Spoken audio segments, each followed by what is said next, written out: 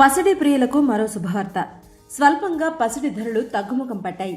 యుద్ధ సంకేతాలు రావడంతో బంగారం, వెండి రేట్లు క్షీణిస్తూ వస్తున్నాయి.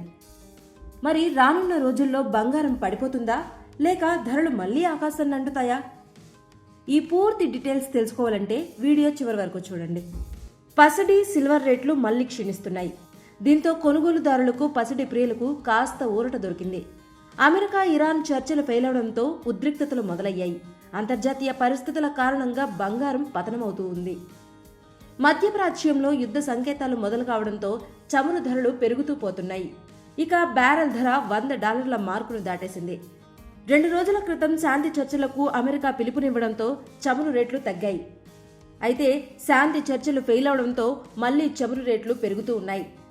దీంతో హర్ముజ్ జలసంధి వద్ద ఉద్రిక్తతలు కొనసాగుతుండటంతో ప్రపంచవ్యాప్తంగా ఇంధన సంక్షోభం ఉంటుందని మిగతా దేశాలు భయపడుతున్నాయి. ఈ పరిణామాలతో చమురు ధర పెరిగి పసిడి రేట్లు తగ్గుతున్నాయి. ఇక వెండి ధర కూడా భారీగానే తగ్గింది.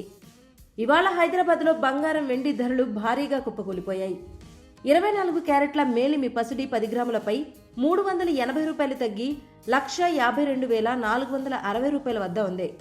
ఇక 22 క్యారెట్ల 10 గ్రాములపై $350 తగ్గి $139,750 చేరింది.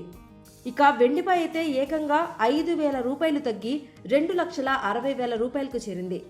మార్కెట్ రేట్లు ఎప్పటికప్పుడు మారుతూ ఉంటాయి కాబట్టి నిపుణులను సంప్రదించడం మంచిది. మరిన్ని గోల్డ్ రేట్స్ అప్డేట్స్ కోసం ఏషియానెట్ తెలుగు ఛానల్ని సబ్స్క్రైబ్ చేసుకోండి.